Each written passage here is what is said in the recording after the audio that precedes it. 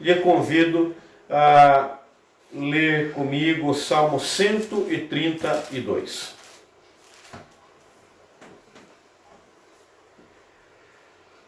Salmo 132 é um salmo anônimo, é um salmo que nós não sabemos quem foi o poeta, o escritor que o escreveu. No entanto, nós sabemos que ele foi cantado, como os demais, num tempo em que os peregrinos, os judeus, iam até Jerusalém para sacrificar lá no templo, lá no altar de Jerusalém. E esse salmo especificamente, ele foi escrito num tempo específico. E temos duas possibilidades para o contexto desse salmo. Há uma possibilidade desse salmo ter sido escrito num período pós-exílio, quando então algum rei da linhagem de Davi orava a Deus, mas também há a possibilidade, e nessa segunda possibilidade é que nós caminharemos nessa manhã, que é a possibilidade de ter sido escrita pelo rei Salomão por ocasião da dedicação do templo. Então eu lerei o salmo, depois nós compartilharemos mais coisas a respeito desse salmo e veremos aquilo que Deus nos diz nessa manhã através da sua palavra. Diz assim a palavra do Senhor: uma promessa antiga, cântico de romagem. E então, a partir do versículo 1. Lembra-te, Senhor, a favor de Davi, de todas as suas provações, de como jurou ao Senhor e fez votos ao poderoso de Jacó. Não entrarei na tenda em que moro, nem subirei ao leito em que repouso. Não darei sono aos meus olhos, nem repouso a minhas pálpebras, até que eu encontre lugar para o Senhor, morada para o Todo-Poderoso de Jacó. Para o poderoso de Jacó. Ouvimos dizer que a arca se achava em Efrata, e a encontramos no campo de Jaar. Entremos na sua morada, adoremos ante o estrado de seus pés. Levanta-te, Senhor, entra no lugar do teu repouso, tu e a arca de tua fortaleza. Vistam-se de justiça os teus sacerdotes, e exultem os teus fiéis. Por amor de Davi, teu servo, não despreze o rosto do teu ungido. O Senhor jurou a Davi com firmamento, e dele não se apartará. Um rebento da tua carne farei subir para o teu trono. Se os teus filhos guardarem a minha aliança e o testemunho que eu lhes ensinar, também os seus filhos se assentarão para sempre no teu trono. Pois o Senhor escolheu a Sião, preferiu-a por sua morada. Este é para sempre o lugar do meu repouso. Aqui habitarei, pois o preferi. Abençoarei com abundância o seu mantimento, e de pão fartarei os seus pobres. Vestirei de salvação os seus sacerdotes, e de júbilo exultarão os seus fiéis. Ali farei brotar a força de Davi. Prepararei uma lâmpada para o meu ungido. Cobrirei de vexame os seus inimigos, mas sobre ele florescerá a sua coroa. O pastor Givanildo fará uma oração, e logo após a oração do pastor Givanildo, nós daremos o nosso estudo. Senhor, nós louvamos o teu nome, pela tua bondade, Senhor, e pelas tuas misericórdias que se renovaram sobre nós nessa manhã. Agradecemos, Senhor, por esse momento onde o Senhor nos concede essa oportunidade. Podemos estar reunidos, ó Deus, como o povo do Senhor, num só pensamento, para te adorar e para te servir, para te exaltar, e também, ó Deus, para ouvirmos a tua voz através da tua palavra. Pedimos, ó Deus, a tua bênção sobre o teu servo, que trará, ó Deus, o estudo da tua palavra no nosso coração.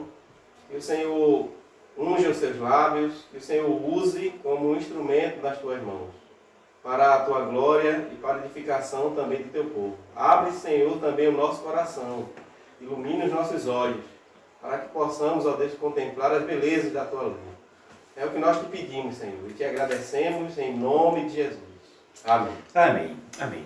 Meus irmãos, há uma coisa que nós precisamos perceber nesse salmo, que ele é um salmo que pede o favor de Deus. E pedir o favor de Deus implica em pedir que Deus nos abençoe.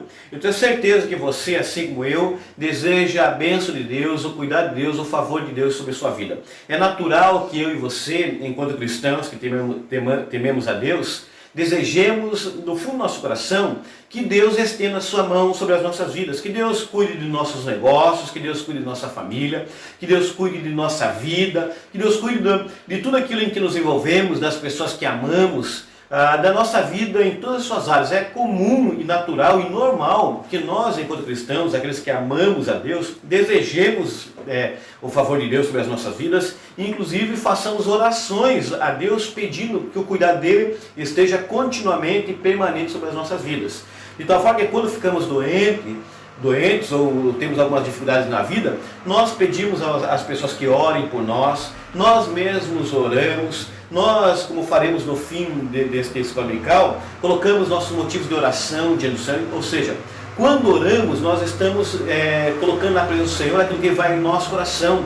Às vezes é a nossa gratidão, às vezes é a nossa necessidade, às vezes nós temos petição por nós, às vezes temos petições por outras pessoas. E a oração implica em nos colocarmos na presença do Senhor, derramarmos nosso coração diante do Senhor, abrirmos nossa alma diante do Senhor e expormos a Deus aquilo que vai em nosso coração. Nesse sentido, nós encontramos uma oração nesse salmo. Esse salmo é uma oração do rei Salomão, onde ele expõe a Deus algumas coisas e pede a Deus o favor de Deus sobre si, sobre o seu reinado, sobre o seu povo. Pois bem, lá no contexto, como eu disse aos irmãos, é o contexto em que o rei Salomão está em vias de fazer a dedicação do templo do Senhor. Os irmãos lembram que o templo foi projetado, que o templo foi pensado pelo rei Davi, e agora quando então Davi já não é mais rei de Israel, Salomão assume, Salomão agora construiu o templo e agora então é o momento da dedicação. O templo será inaugurado, por assim dizer. É o momento em que o povo de Deus está reunido, o rei está ali, a arca do Senhor está presente, e eles farão a dedicação desse templo. E o objetivo, a finalidade deste salmo, só é uma finalidade que nós encontramos assim no primeiro momento, é que Salomão, quando faz essa oração, quando escreve esse salmo, o seu objetivo, o seu propósito é pedir a bênção de Deus, é pedir que Deus continue sendo favorável a ele, é pedir que Deus estenda a sua mão para o seu reinado, para o seu reino, assim como fora com o rei Davi. E aí então ele dá alguns princípios pelos quais ele fundamenta o seu pedido. Ele diz: Deus, abençoe-me. E aí ele faz o seguinte, ele diz: não me abençoe por aquilo que eu sou, por aquilo que eu fiz, ou por aquilo que eu serei. Mas o fundamento do pedido do rei Salomão a Deus para que Deus continuasse sendo favorável era a aliança que Deus havia feito com Davi, seu pai. Quando olhamos para o passado da nação de Israel, nós percebemos que Deus faz aliança com Abraão, depois Deus retoma a aliança com Jacó, depois Deus mais uma vez, ou melhor, com Isaac, depois Deus mais uma vez reafirma a aliança com Jacó, e então nós encontramos a aliança sendo reiteradas vezes, reafirmada junto ao povo de Israel, até que chega ao rei Davi, e em Davi nós vemos Deus também travando aliança com Davi, dizendo que com Davi não haveria sempre quem se assentasse no trono de Judá, desde que houvesse uma condição, que é a permanência na obediência no tocante à lei de Deus. Nesse sentido, irmãos, nós percebemos que a condição para que a oração de Davi, de Salomão, fosse ouvida era a obediência e a guarda da aliança. O contexto, então, é a dedicação do templo de Salomão, do templo que foi erguido para ser morada de Deus, e o objetivo é pedir a Deus que fosse favorável ao rei Salomão e ao seu reinado, ao povo.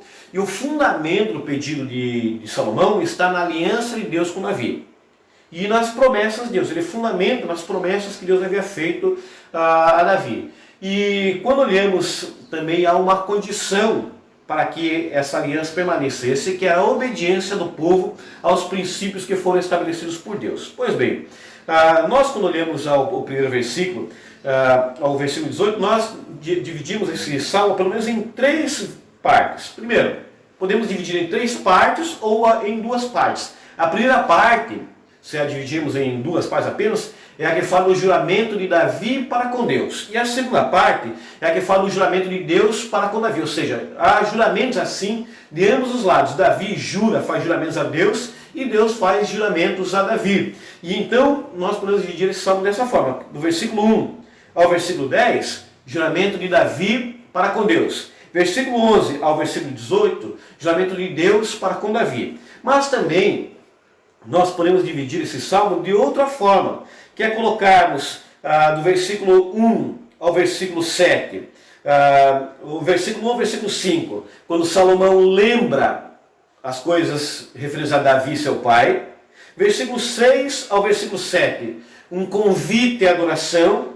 Versículo 8 ao versículo 10, a oração do rei Salomão. E versículo 11 ao versículo 12, o juramento de Deus. Vejamos nessa divisão. Primeira parte, nós vemos aí Salomão lembrando, voltando-se para Deus, dizendo: Deus, lembra-te, Senhor, a favor de Davi. Ele coloca em evidência em sua oração o rei Davi, seu pai. Perceba que quando Salomão pede a Deus, lembrando seu pai, ele tem algumas coisas que são trazidas à memória. A primeira delas é a questão da Arca da Aliança. Você encontra a expressão, a palavra arca, apenas no versículo 6, mas a arca está implícita no desejo do rei Davi. Então nós encontramos a Arca da Aliança no centro do desejo do rei Davi, e encontramos o próprio desejo do rei Davi. O desejo do rei Davi era o seguinte: é dar a arca um local permanente, construir de fato um templo, para que esse templo fosse a morada da arca, a morada de Deus, para assim dizer. E a arca, ela representa a presença de Deus em meio ao povo. Então, quando Davi deseja no seu coração, do mais profundo do seu coração, construir um templo para que ali fosse colocada a arca, é que ele desejava que a arca de Deus tivesse um lugar permanente. E esse lugar permanente representaria a presença de Deus em meio ao seu povo. Vocês lembram certamente que a arca, desde lá do tempo de Moisés, foi estabelecida quando Moisés, em certa viagem pelo deserto, a arca está ali com eles, e na arca há algumas coisas, e dentre as coisas que há na arca, está ali os 10 mandamentos, e a arca foi sempre levada junto ao povo de Israel. Ela se levantava, essa expressão que você encontra no versículo 8, levanta-te, Senhor, era um brado dado toda vez que a arca, que o povo ia sair, a arca então era tomada para ser carregada. Havia uma forma exata de ser conduzida a arca não poderia ser carregada por qualquer pessoa, não poderia ser carregada de qualquer forma, não era qualquer um que podia tocar na arca. Então havia toda uma série de exigências em relação à arca, porque a arca representava a presença de Deus em meio ao povo. Um episódio que você pode lembrar bem é aquele episódio onde o Israel é invadido pelos filisteus, e ali está Eli e seus filhos Rofini e Finéias. E então, nós ficamos sabendo que os filhos de Eli morrem, e ele então fica triste. No entanto, quando há a menção de que a arca foi tomada pelos filisteus, Eli cai duro e morre ali no mesmo instante.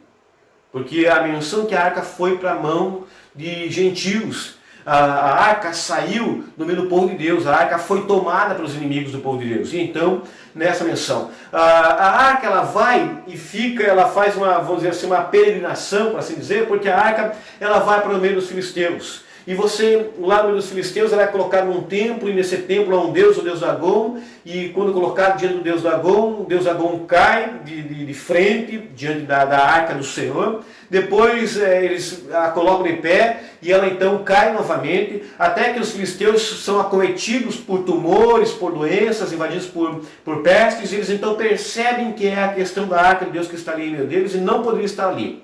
Eles pegam a arca, levam a arca para longe, levam a arca para Bet-Semes, e lá em Bet-Semes há alegria. Eles se alegram, mas também quando eles vão tomar a arca, eles fazem coisas que não deviam fazer com a arca, manipulam de forma incorreta, e então também passam por algumas dificuldades, sofrem alguns castigos, até que eles enviam a arca para um lugar chamado Kiriat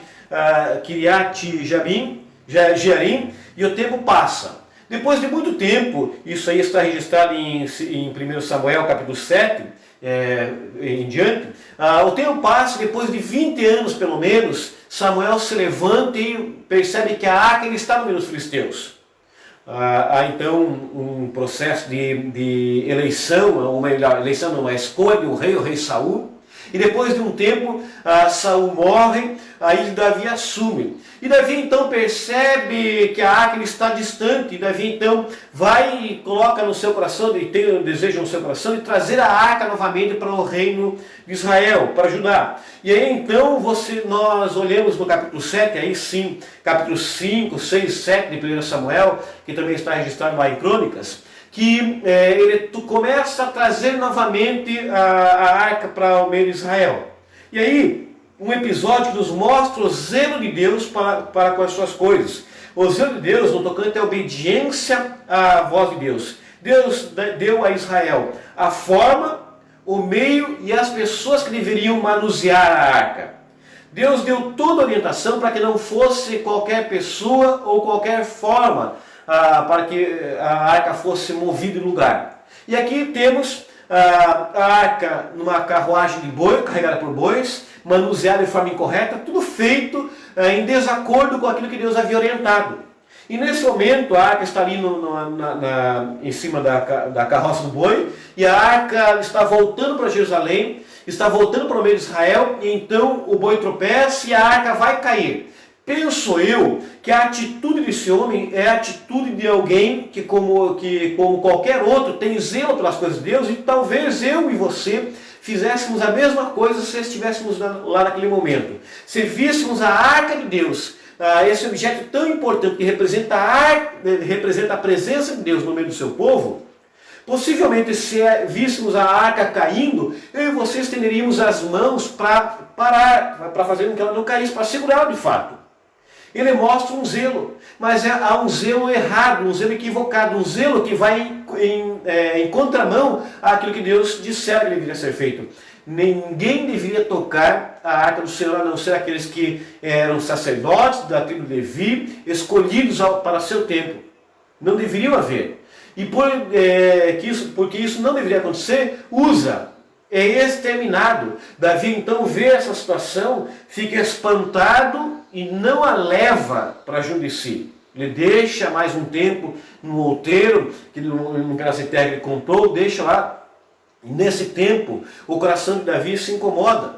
Porque Davi olha e vê o reino estabelecido, Davi olha e vê a sua casa arrumada, preparada, construída, e olha para a arca e se incomoda. Diz Davi: eu tenho onde morar, e a casa de Deus encontra-se ainda lá.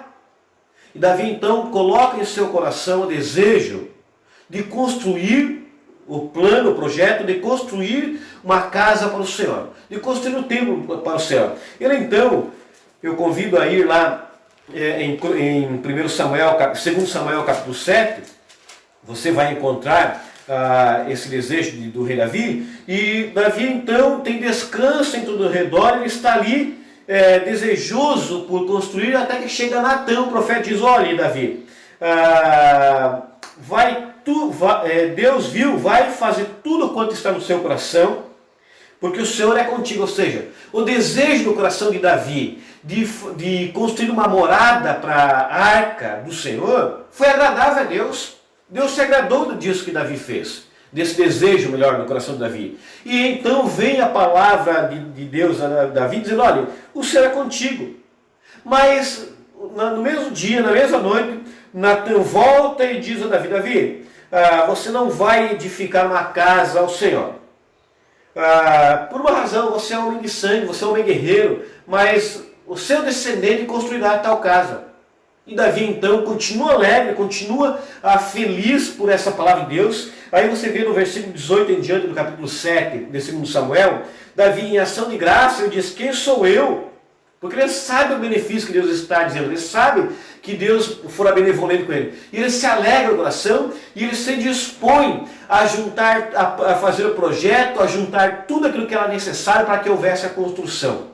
E lá no capítulo 29 de 1 Crônicas, você encontra a consagração de tudo aquilo que o povo juntara, que Davi mesmo dera para a construção do templo, e ali você vê uma ação de graça. Davi diz: Deus, tudo é teu, e das tuas mãos te entregamos, seja com meu filho Salomão. Davi tinha esse desejo maravilhoso no seu coração de construir a casa, uma morada para a arca do Senhor. Davi, esse desejo de Davi foi abençoado pelo Senhor, no entanto, não como ele queria, mas como Deus queria. E agora então, Salomão se encontra diante de Deus com tudo isso em mente. O desejo de Davi, o amor de Davi pelas coisas de Deus. E eu quero que você pense o seguinte comigo nessa primeira parte. Esse é um filho que se volta para o seu pai e vê a forma como seu pai amava a Deus. Vê a forma como seu pai amava as coisas de Deus. É um filho que se volta em oração a Deus e diz: Deus, lembra do meu pai, porque meu pai foi um homem que buscou a tua presença, meu pai foi um homem que amou as tuas coisas, meu pai foi um homem que amou a ti.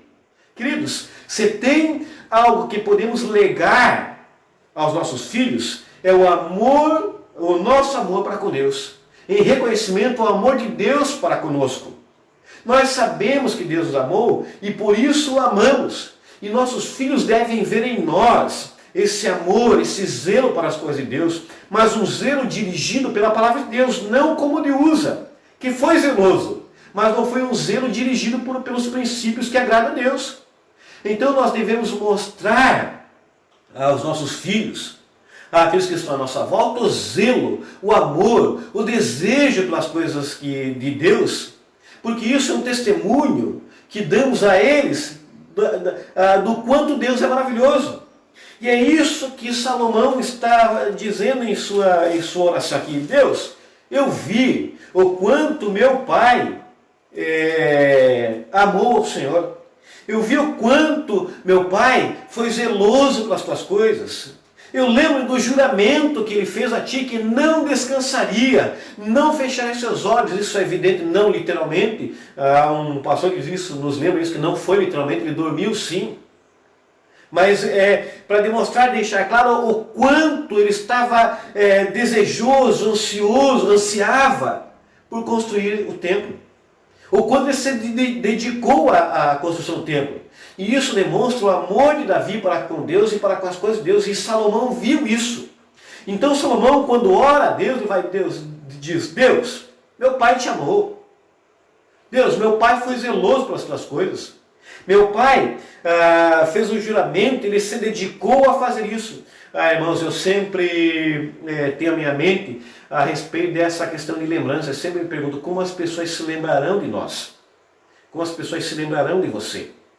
Se as pessoas se lembrarão de mim ou de você como um homem de Deus, que amou as coisas de Deus. Se os nossos filhos veem nós e dirão sobre nós: era um homem de Deus, era um homem que amava a Deus, era um homem que era zeloso pelas coisas de Deus.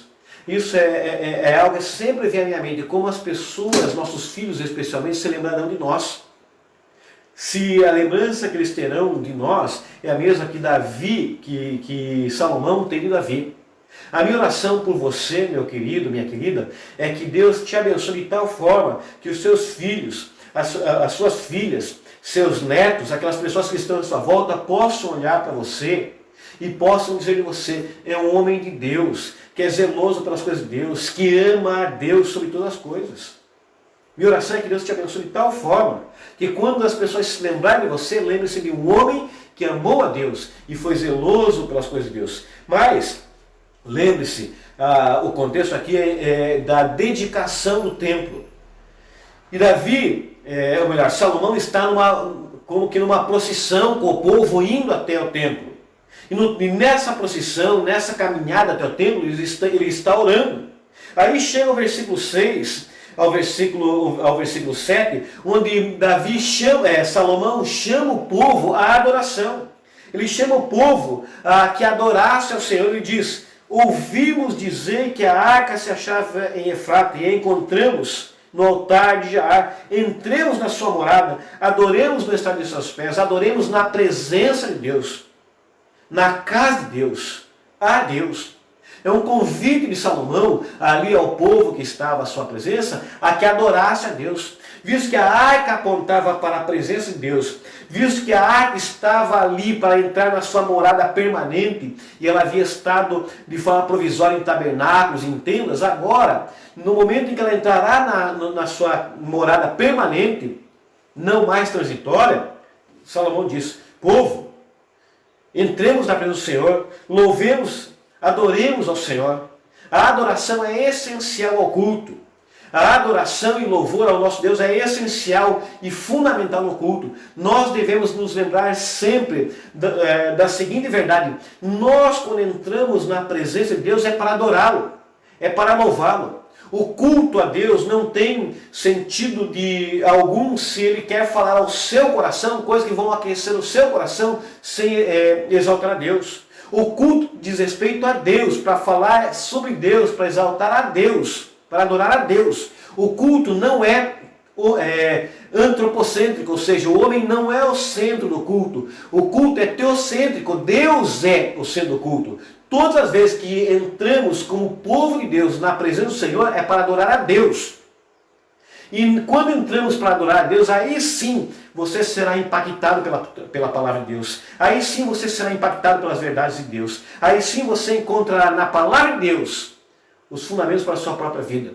Mas entenda, culto, você não entra num culto para se arrepiar. Você não entra num culto para se emocionar. Você entra num culto primeiramente para adorar a Deus. Como consequência, pode ser que seus sentimentos aflorem. Pode ser que suas emoções fiquem à tona. Pode ser que muitas coisas aconteçam. No entanto, é preciso sempre se lembrar que nós, em todas as vezes que nos reunimos para culto, é para adorar a Deus. E aí, versículo 9 diz assim, versículo 8 ao 10, Salomão faz uma oração a Deus. Ele continua a sua oração, diz o seguinte: levanta-te, Senhor, e entra no lugar do teu repouso, tu e a arca da tua fortaleza. Vistam-se os seus sacerdotes e exultem os teus fiéis. Queridos, Davi está pedindo o favor de Deus agora. Ele lembrou a Deus, por assim dizer, de como seu pai Davi o amou a Deus, de como seu pai Davi fora zeloso. Ele dá um segundo passo nessa procissão e diz: vamos adorar a Deus, povo de Deus. E agora no versículo 8 diz: Deus, venha, a tua presença é essencial aqui, a tua presença é primordial. Este ajuntamento, é como se eu dissesse, este ajuntamento, tudo isso só tem sentido se o Senhor estiver aqui no meio, se o Senhor estiver aqui entre nós. Levanta-te e entra no teu lugar de repouso. Esse lugar que ora construímos só tem razão de ser se a tua presença estiver ali. E como resultado, e como consequência, nós podemos ver que diante da presença de Deus, no culto a Deus, no ajuntamento solene a Deus, o povo se alegra. Olha o sentimento aqui sendo explorado. A alegria diante do Senhor. Eu quero dizer para você que a presença do Senhor nos traz alegria. Estarmos na presença do Senhor traz o sentimento verdadeiro, da alegria verdadeira de estarmos na presença daquele que é o nosso Deus, o Senhor dos Senhores, aquele que é capaz de olhar para nós, ouvir as nossas orações e dar-nos as respostas que precisamos ter. Quando pensamos na alegria que Deus concede aos seus pela sua presença, eu pessoalmente, penso no culto a Deus, quando o povo de Deus está reunido e alegra-se na presença do Senhor. É evidente, eu posso me alegrar sozinho no meu quarto, eu posso me alegrar quando ninguém está à minha volta na presença do Senhor, mas nesse momento é a presença do Senhor que traz alegria ao povo de Deus. Salomão fundamenta a sua oração no juramento de Davi para com Deus. E agora, versículo 10, ele diz assim: por amor de Davi, tudo isso que eu te peço, as lembranças a respeito do meu pai, o pedido que entres e seja favorável a nós, é porque por amor a Davi, meu pai, teu servo. Não despreze o teu ungido, ou seja, não me despreze, Salomão dizendo, não despreze, Salomão aponta também para Cristo, não despreze o teu ungido, o ungido aqui é Salomão, por amor de Davi. Ou seja, A oração de Salomão está fundamentada naquilo que Deus fizera com Davi. A aliança de Deus com Davi é o fundamento do pedido de Salomão para que Deus fosse favorável a Salomão como fora com Davi. Em outras palavras, Davi olha para trás e vê que seu pai foi abençoado por Deus. Vê que as guerras que ele travou foram travadas sob a direção, cuidado e supervisão, podemos dizer assim, de Deus. Deus lutou as batalhas por Davi algumas vezes. Salomão vê isso e diz: Deus, seja comigo também. Mantiveste Davi no trono, sustente o meu reinado. Sustentaste o povo enquanto Davi fora rei, sustenta o meu. Salomão está pedindo a bênção de Davi, de Deus para ele, assim como Deus fora com Davi, devido à aliança. O fundamento da oração de Salomão é a aliança de Deus com Davi. Mas não é apenas essa. Esse é o fundamento. O fundamento agora, a partir do versículo 11, se mostra que também o fundamento se dá não apenas do que Davi fez em relação a Deus, mas em relação àquilo que Deus fez em relação a Davi. Davi jurou a Deus, mas Deus também fez juramentos a Davi. E aí então, nós encontramos o seguinte: o Senhor, veja Salomão, que tremenda oração ele faz. Davi jurou, fez juramentos, Davi andou nos teus caminhos. Mas agora Deus, versículo 11, o Senhor também jurou a Davi. O Senhor jurou a Davi que sempre haveria quem se assentasse no trono descendência de Davi. O Senhor jurou a Davi que nunca se apartaria dele. Perceba como é importante conhecermos a palavra de Deus. Perceba como é importante conhecermos as promessas de Deus. Eu ontem, na live dos jovens da UEP Vale, vi o pastor Vinícius dizer o seguinte, que ele tinha na casa dele as promessas de Deus escritas em cartazes e colocadas em vários lugares da sua casa, para que ele viesse sempre à memória dele as promessas de Deus ao seu povo. Salomão, quando fala agora a Deus, do jovem Deus, ele se volta para Deus, dizendo: Deus, fizestes promessas a Davi, de que nunca se apartaria, de que sempre haveria a quem se assentasse, de que o Senhor abençoaria o seu povo, de que a tua presença seria sempre sentida em meio ao seu povo. E ele diz: porque o Senhor escolheu. Davi está olhando para as promessas de Deus. Ontem, a menção apenas, a live de ontem, é porque o pastor citou as promessas de Deus como algo que traz esperança, traz consolo.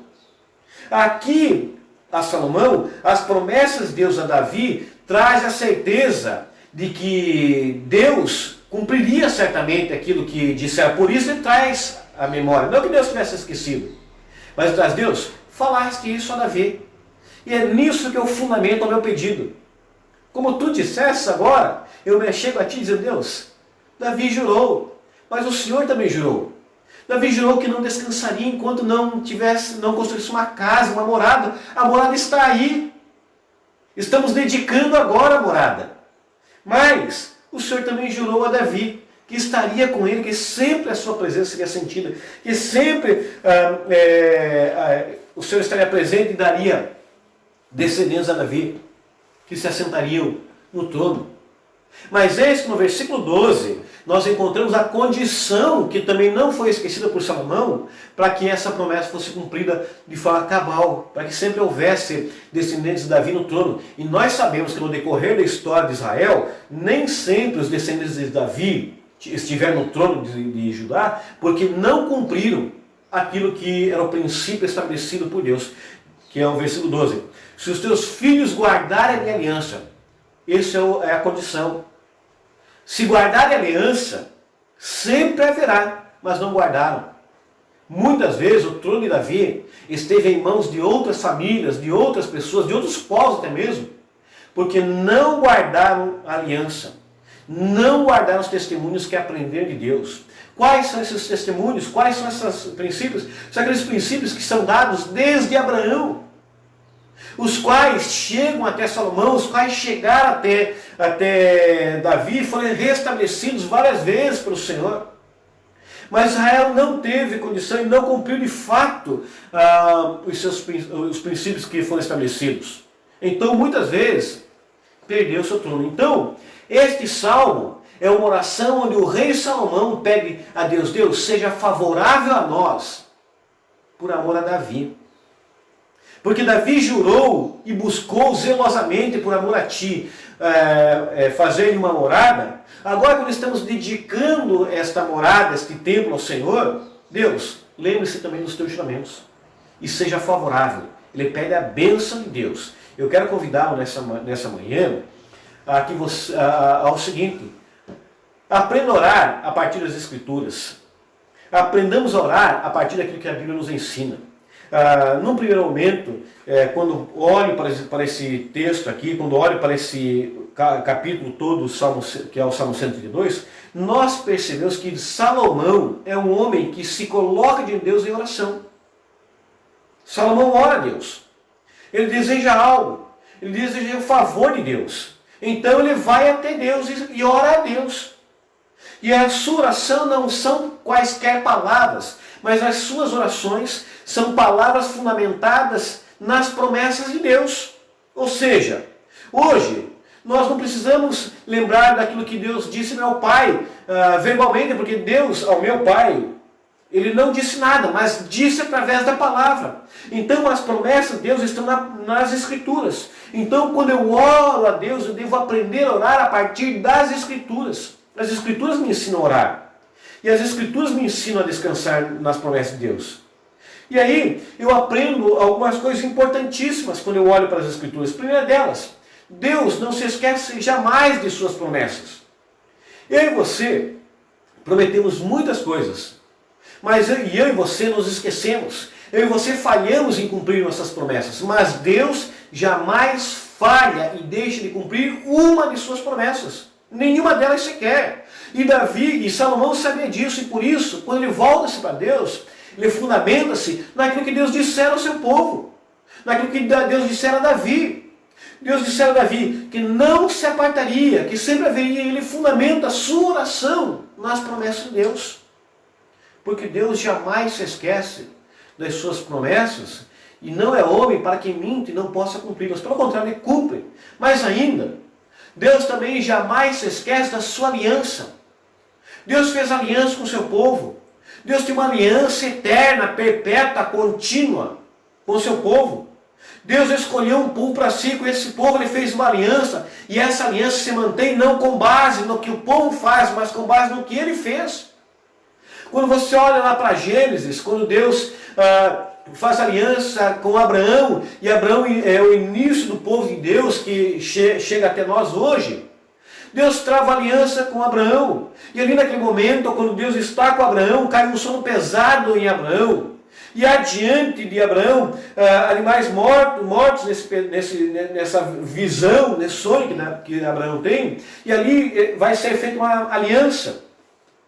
E nas alianças da antiguidade, muitas delas eram feitas da seguinte forma: animais eram mortos, postos em brasa no chão, partidos ao meio, e os dois que estavam fazendo aliança passavam por cima dos animais mortos sobre a brasa e diziam: seja feito comigo a mesma coisa que é feito com estes animais, caso eu quebre a aliança. E então ele passava por cima dos animais que estavam sobre as brasas mortos. Ele dizia: seja feita comigo igual a esses animais, seja queimado e morto, se eu não cumprir a minha palavra na aliança. Mas lá em Gênesis capítulo 15, você percebe o seguinte: Abraão não passou por cima dos animais mortos, Abraão não passou por cima da brasa. Quem passou por cima da brasa dos animais foi Deus. Porque a aliança, o fundamento dela não é a capacidade do homem cumprir a sua promessa, do homem cumprir a aliança. Mas a aliança é fundamentada no Deus único e verdadeiro, que é capaz e completamente fiel para cumprir cabalmente cada aspecto da aliança. A aliança se fundamenta, portanto, não naquilo que o homem faz, mas naquilo que Deus faz e é. Nesse sentido, Deus jamais se esquece da sua aliança com Abraão, quando ele escolhe um povo e faz esse povo seu povo. E perceba que as coisas caminham. Deus é chamado a se lembrar do testemunho de Davi, da forma como Davi caminhou na presença do Senhor, das lembranças da promessa, da aliança. Mas eis que surge uma palavra que nós só passamos apenas por cima, que é a palavra ungido. A expressão ungido aponta para aquele que tabernaculou entre nós, aquele que habitou entre nós, aquele que, segundo João, no Evangelho de João, diz que esteve entre nós, entre os seus, e os seus não o reconheceram. Aquele que habitou entre nós, que é o próprio Jesus Cristo.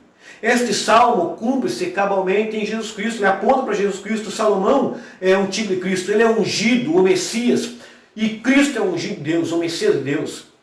De tal forma que nós não precisamos mais de uma arca simbolizando a presença do Senhor. Porque agora temos Jesus Cristo, não mais uma arca, um local onde em cima dela são mortos animais, e o sangue desses animais, dentro dos rituais que foram estabelecidos por Deus, lembrariam a morte do Cordeiro Pascal de Jesus Cristo. Não precisamos mais da Páscoa, não precisamos mais de um templo. Agora em Cristo Jesus, nós somos a habitação do Santo Espírito de Deus, do próprio Deus. Cristo é o cumprimento disto que é prometido a Davi. Cristo é aquele que se assenta verdadeiramente no trono de Judá. Cristo é o Rei dos Reis. A descendência de Davi, que é dito, não é uma descendência que vem de Salomão, porque os descendentes de Salomão, do rei Davi, falharam em cumprir os mandamentos. Isso aponta para Jesus. É Ele que está assentado no trono, é Ele que se assenta no trono eternamente, é Ele que é o Rei dos Reis. É sobre Cristo que esse salmo também está falando. Não apenas num contexto de dedicação do templo, mas naquele que é a presença de Deus entre os homens em Jesus Cristo, não mais a arca, mas a própria luz. A arca aponta para Jesus também. Mas nós olhamos esse ungido e percebemos que em Cristo Jesus cumpre-se tudo aquilo que foi prometido ao rei Davi. Alguém que se assentaria no trono eternamente. Alguém que estaria no trono com perfeição, como o rei único e verdadeiro. E esse é Jesus Cristo. Portanto, quando olhamos para esse salmo, nós podemos ver a pessoa de Jesus Cristo como cumprimento das promessas de Deus feitas ao rei Davi.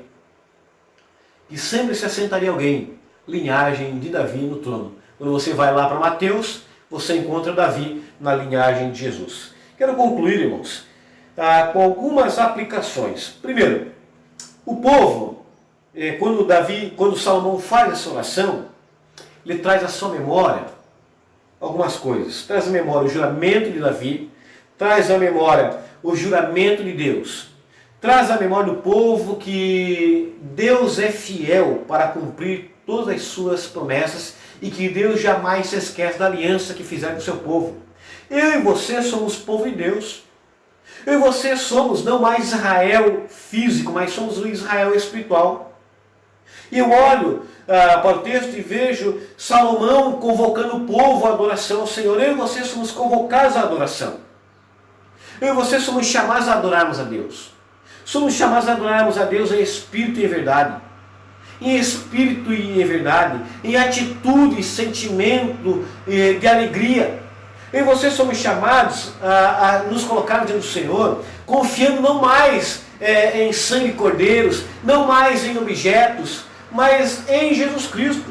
Somos chamados a confiarmos em Jesus Cristo, porque o sangue dele foi derramado, e o sangue dele é eficaz para nos purificar de uma vez por todas e nos colocar na presença do Senhor. E aí, pensando naquilo que certo pastor diz, é o momento de termos algumas reflexões pessoais. E a primeira reflexão pessoal é: você de fato quer e deseja adorar a Deus em espírito e verdade e conhecer esse Deus que a Bíblia declara? Porque quando eu olho para o rei Salomão, eu percebo que Salomão conhecia a história do seu pai e conhecia as promessas de Deus. Ele sabia aquilo que Deus havia dito ao seu pai.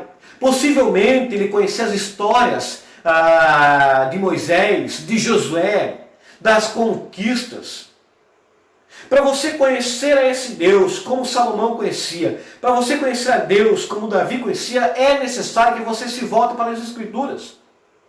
Temos muitos cristãos, infelizmente, analfabetos de Bíblia, que não conhecem as Escrituras, que são como ondas do mar que vão e voltam continuamente, perpetuamente, sem mudar em nada. Mas se você de fato quer conhecer a Deus, você precisa conhecer as Escrituras. E se você conhecer as Escrituras, você encontrará nela revelada a maior ação de Deus, o cumprimento da aliança de Deus, o cumprimento de todas as promessas de Deus, que é Jesus Cristo. E a minha oração é que você conheça Jesus Cristo, não a partir do que homens falam, mas a partir do que Deus fala em sua palavra. A partir daquilo que Deus revela em sua palavra. A minha oração é para que você entenda que Cristo é o ungido de Deus, em quem todas as promessas se cumprem, em quem a aliança está fundamentada e alicerçada, em quem eu posso olhar e confiar para que todas as promessas de Deus, para a minha vida, para o povo de Deus, em quem a aliança de Deus se cumpre cabalmente e se cumprirá cabalmente no dia da sua volta. De tal forma que quando eu olho para o Salmo 102, eu vejo um rei que ora a Deus pedindo o favor de Deus, mas ele demonstra que conhece as promessas de Deus, demonstra que conhece a aliança de Deus, demonstra que ele deseja a mesma caminhada que seu pai tivera, ele deseja para ele mesmo. E a minha oração é para que você também, da mesma forma que Salomão olhou para seu pai, você olhe para Cristo. Da mesma forma como Salomão olhou para as promessas de Deus, você olha para Cristo e perceba que as promessas de Deus estão cumpridas em Cristo. Da mesma forma que Salomão olhou para Deus e viu a aliança, você possa olhar para Cristo e perceber que a aliança de Deus continua válida para nós, continua eficaz para nós em Cristo Jesus, o ungido de Deus. Que Deus te abençoe, para quando você pedir o favor de Deus sobre a sua vida, sobre a sua família, sobre tudo que te envolve, você olhe primeiramente para Cristo. Que Deus nos abençoe.